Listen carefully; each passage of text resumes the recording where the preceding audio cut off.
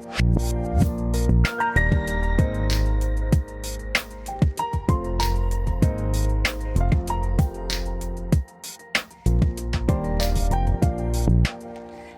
and welcome to the Tongue of the Trees. I'm Elizabeth Ashley, the Secret Healer. Today we're talking about what is Myrtle Essential Oil good for. And for those of you who are new, welcome. We refer to the Tongue of the Trees Oracle cards, of which I am one of the co-creators, along with Hungarian aromatherapist Gergely Halodi. And here is the Tranquility card of Myrtle. Beautiful, beautiful oil. And in this video we're only going to talk about the physical aspects of the oil, how you use it for first aid, etc. But then if you have a look underneath, there is a link to go to the emotional, mental, spiritual aspects, as well as the blending and safety. That's on my blog and still free for you to watch. Please do like and subscribe and comment as we go along. So Myrtle is one of my, I wouldn't say she's one in my healing clique, but I do really like Myrtle. And it's interesting when we think about her, because there's lots of myrtle oils that you can use. In particular, I've got a beautiful honey myrtle from Australia.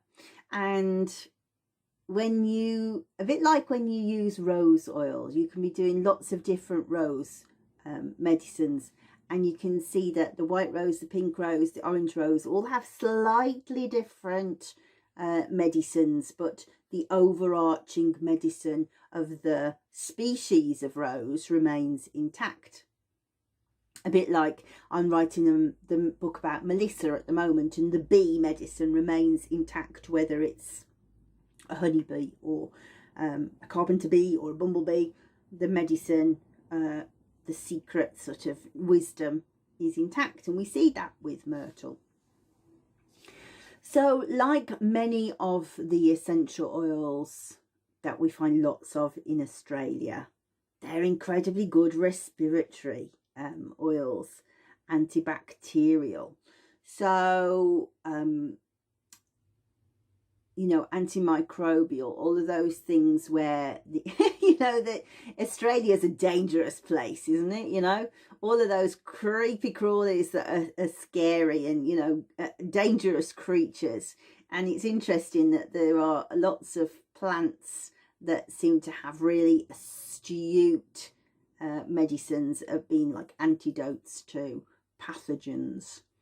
Tea tree, manuka, eucalyptus, you know, they are so strong, aren't they? And I think it's really, I can't get this idea out of my head that it's really interesting that apart from Melbourne and in Victoria, for the most part, Australia hasn't really suffered from the onset of coronavirus, neither has New Zealand.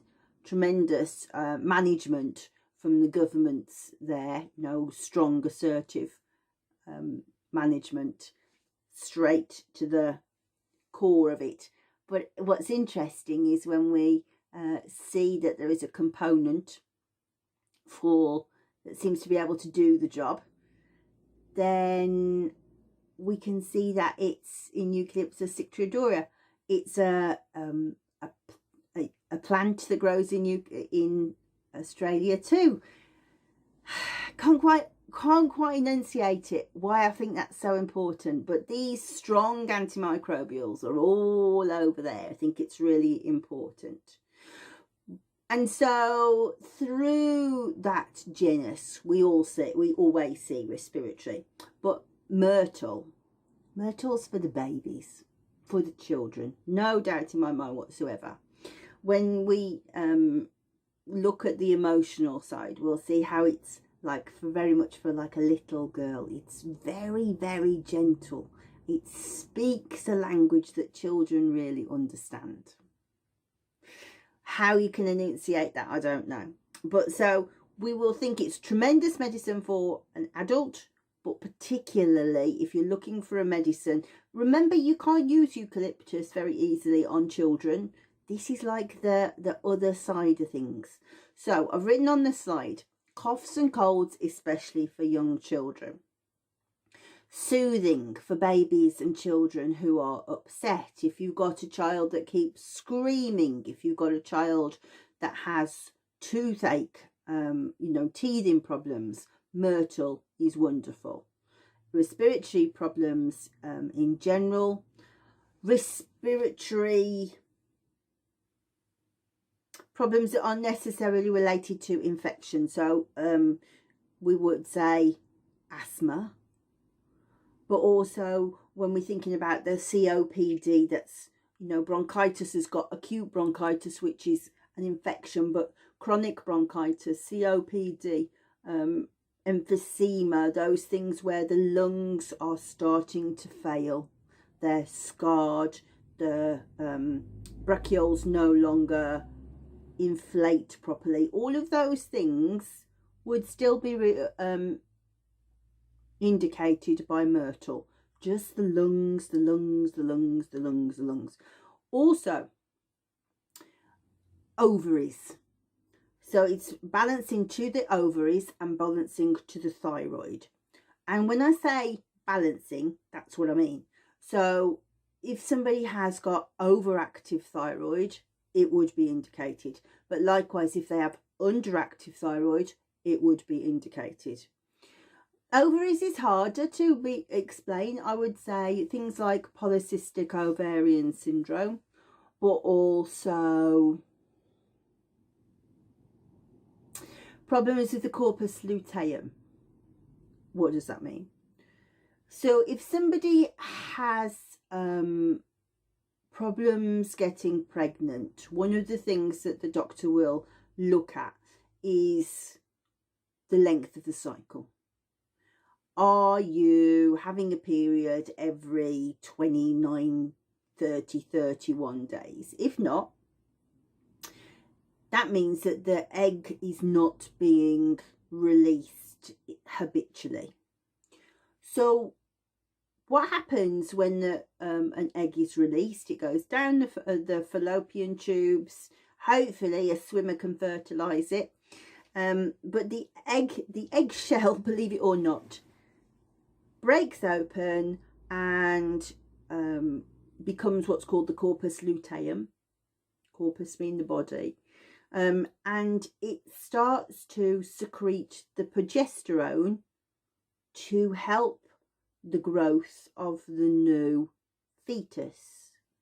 So if the eggs are not being released habitually, then we don't have enough time for the corpus luteum to create enough progesterone to be able to sustain a pregnancy. So problems with the corpus luteum. So if we have that kind of sicular,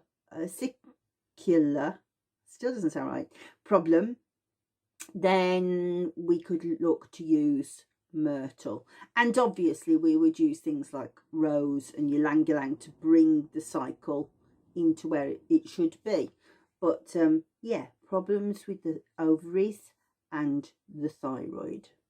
So what we have is a product called the Recipe Hub, which is a video database of, now it's well over 350 videos, short videos of around about 3 to 6 minutes long, where we you can click in and say, I need that recipe, and I'll talk you through all of the contraindications that there might be with drugs or with other conditions, or how things are blended together, why we've chosen other oils, how we would apply them.